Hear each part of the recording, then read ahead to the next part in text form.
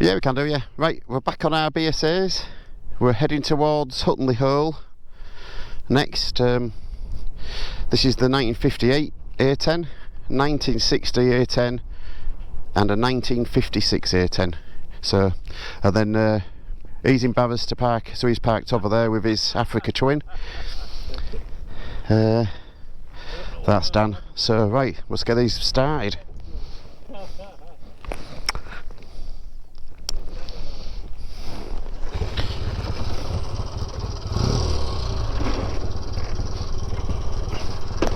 Ooh.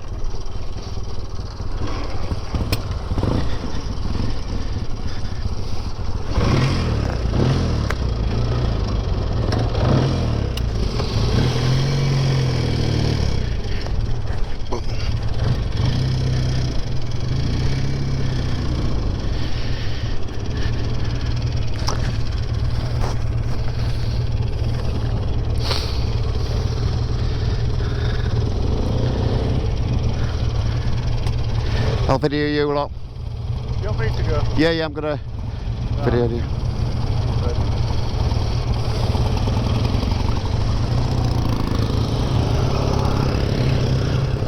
Oh, that's not a good start.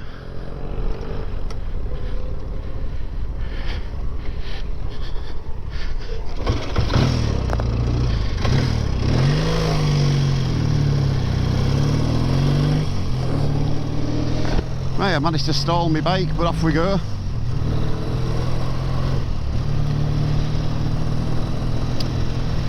Yeah, so we're just heading from Chimney Bank.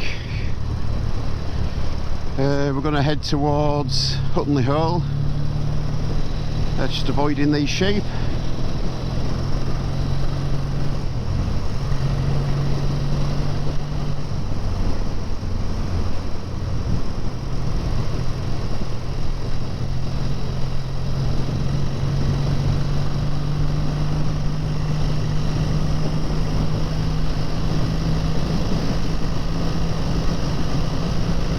Yeah, the weather's been great today. It's in the week, this weekend was forecast to be up and down, but it's been really good.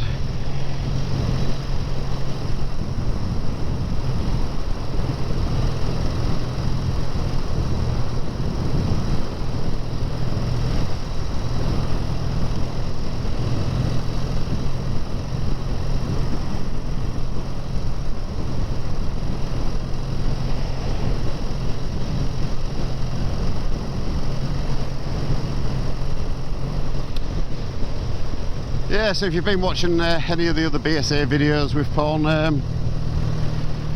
just a little video of little ride outs that we do, and just what we think of them. I mean, I say it's owning one of these is not like owning a modern bike. It's something you buy as you know, as a bit of a hobby, really. I mean, we do loads of miles on these. I must do a minimum of 8,000 miles a year on mine. I use it all year round. I use it in winter. I'll use this when there's other certain bikes I have, I wouldn't go out on them in winter. But the mud guards on these are fantastic. You can go out on a wet day and you can come back and your bike still looks reasonably clean. Obviously I wash under the mud guards and what have you, but no, I just use this all year round, really, sort of in between using my other bikes. And again, if you're going out with people, you want to try and find a group where they're on old bikes. It's sort of you go down the same sort of roads at the same sort of speeds. You wouldn't, you know, want to follow anybody on modern bikes on these. You know, I mean, you can go slow on a modern bike, but most of the people sort of buzz along quite a bit faster.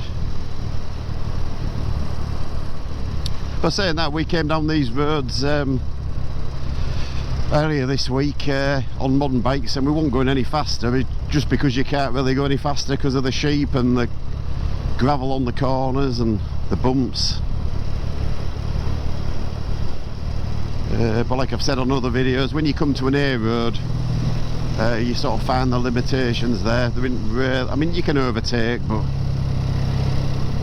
they're not really happy going any faster than sort of 55, 60 really. Not if you want them to last. I mean, I do know people who bomb along at 75, 80 on these, but I think you've got to remember that this bike's over 60 years old. Sort of bit mechanical sympathy, you know, makes them last. I mean, this year I took the barrels off just to check the pistons and whatever, you see what condition they're in. Whilst I had it apart, I put some new rings in it, but the barrels are in perfect condition.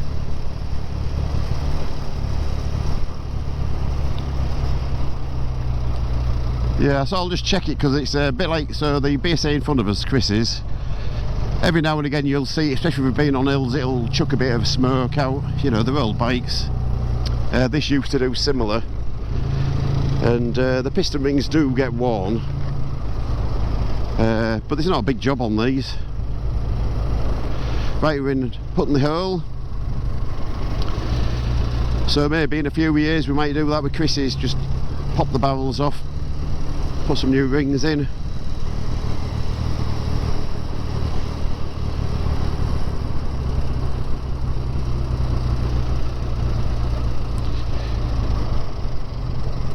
Yeah, I mean, my bike, I do 2 oil changes a year on this.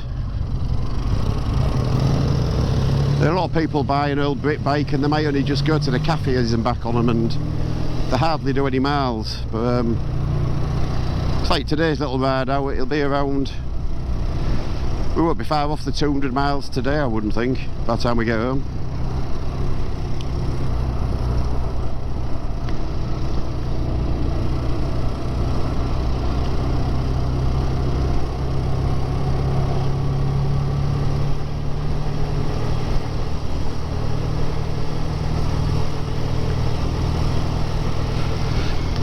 Just you know, when you're buying an old bike, you find that a lot of people polish these up so they look like brand new bikes. They look really well polished, and you think, oh, that is fantastic, and but they do nothing mechanical to them. Then you'll go and look at another one, it looks like an oily rag job, but it gets used all the time, and mechanically it's most probably fantastic. But it is hard finding one where someone's done all the mechanics and polished it up. So if you're buying one that's been polished up, you know, you really want some proof that it's had some work done on it, or is running mechanically, or take somebody who's got an old Brit bike to have a look if you're thinking about buying one, or if you know somebody who's got one, have a go on theirs first, make sure you're going to like it. Yeah, I would say it's owning a Brit bike, think of it as a hobby, and you know, you might go to it one Sunday and it might not start, and then you can jump on your modern bike and not miss a ride out, and then come back to have a tinker. It's always something daft.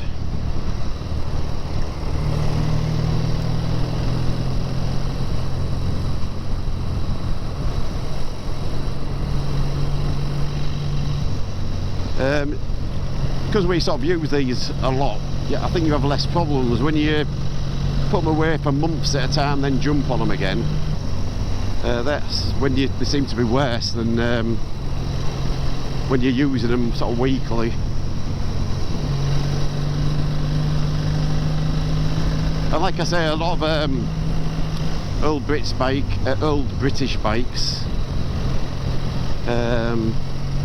the older ones, where you have a dry sump, they do wet sump, so you'll come to kick it off and it'll feel like it's hydraulically locked, so then you have to just drop your oil. You should always check the side of the oil can on your oil bike, make sure the oil is full, and if it's empty, it's run down to the bottom. Then you just take your drain bolt out, drain it into a pan and just pour it back in again, as simple as that. So if I was going for a ride out on a Sunday, I would check that on a Saturday, just in case, you know, then it's ready to go on the Sunday, where, like you say, you've got a modern bike, you can normally just turn the key and off you go, but I usually plan ahead if I'm going out on this. Just check all the oils and what have you. You have a lot of grease nipples on these bikes compared to a modern bike as well. If you keep up to date on them, check your chain, your primary chain, make sure everything's oiled up. Sometimes these aren't that good at charging the batteries. One day you'll go out on it, it's charging the battery fine, the next day it's not. And the good thing about these is because they're not running on electronic ignition, even if I take my battery off, they still start and run. It's just that you have no lights. On these we don't have indicators anyway, so you don't have to worry about that. It's basically for your back brake light, your battery and your headlight and your horn. So again, if I hadn't ridden my bike for a month, say, I'll just check the battery's charged before I go out on it.